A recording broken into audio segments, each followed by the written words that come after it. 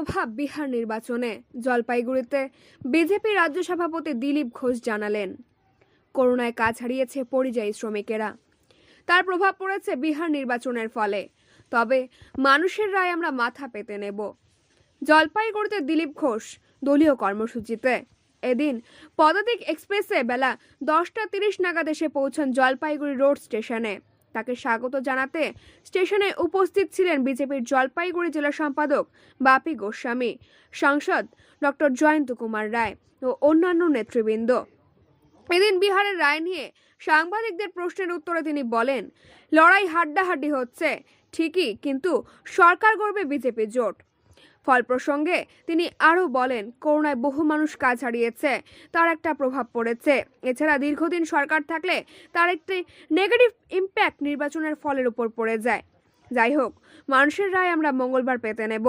তবে বিহার নির্বাচনের ফলে বাংলায় প্রভাব পড়বে না, কারণ অতীতের বিহারের ফলে প্রভাব পড়েনি।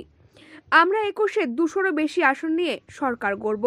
জলপাইগুড়ি রোড স্টেশন থেকে তিনি ময়নাগুড়ি চলে যান। জলপাইগুড়ি থেকে প্রদ্যুৎ দাসের প্রতিবেদন। আমি অদিতি, সি নিউজ। হাড্ডাহাড্ডি লড়াই হচ্ছে, তো কি আশাবাদী, আপনি কি আশা করছেন? না, লড়াই তো অন্য জায়গায় হয়েছে, আর লড়াই আমরা সবসময় হাড্ডাহাড্ডি লড়াই জিতেছি। বিহারেও এনডিএ সরকার হবে। না, আপনারা যতটা আশা করেছিলেন যে ক্লিন সুইপ করবেন, ক্লিন সুইপটা অনেকদিন সরকার থাকলে তার বিরুদ্ধে একটা মানুষের মতামত থাকেই। হ্যাঁ, করোনা ইত্যাদির জন্য বহু মানুষ কাজ হারিয়েছেন, তার একটা নেগেটিভ প্রভাব পড়েছে। তো সব মিলিয়ে সমাজের লোকেরা যা রায় দেন ওটা মেনে নিতে হবে। দাদা বলেন, কি বলবেন? জলপাইগুড়িতে আসলেন, এখন উত্তরবঙ্গ প্রবাসে আমি এসেছি। 10, 11, 12 3 দিনে 4টে জেলায় যাব। বিজয়ার পরে এসেছি আমাদের কর্মীদের সঙ্গে দেখা করা, শুভেচ্ছা বিনিময় করা। সাধারণ মানুষ, মিডিয়ার লোক, অনেকদিন আসা হয়নি এবং ভয়ঙ্কর মহামারীর ভিতর দিয়ে আমরা এগোচ্ছি।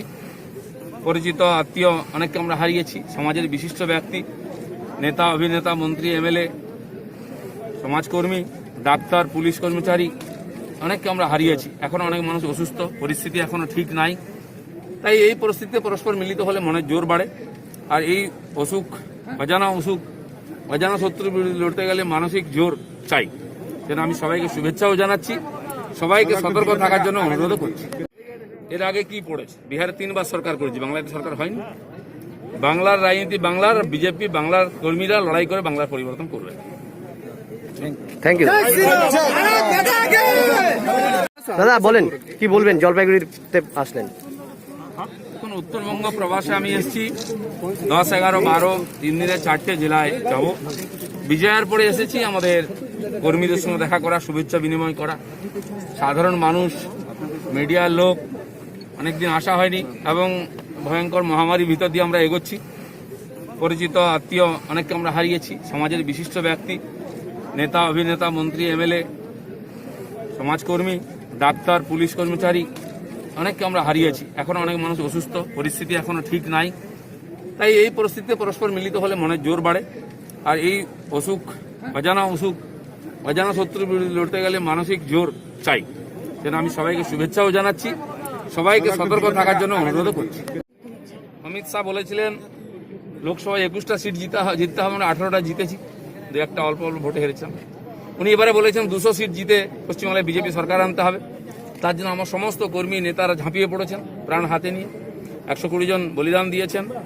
কালকে একজন দুর্গাপুরে তার হত্যা হয়েছে। আর রক্ত আর ঘাম আমরা ঝরাচ্ছি। বাংলার মানুষ আমাদের বিশ্বাস করেছেন, আশীর্বাদ করেছেন। 2,30,00,000 ভোট লোকসভায় পেয়েছি আমরা, সেটাকে 3 কোটিতে নিয়ে যাব। 200 আসন নিয়ে বিজেপি সরকার গঠন করব। দাদা এই বিহারে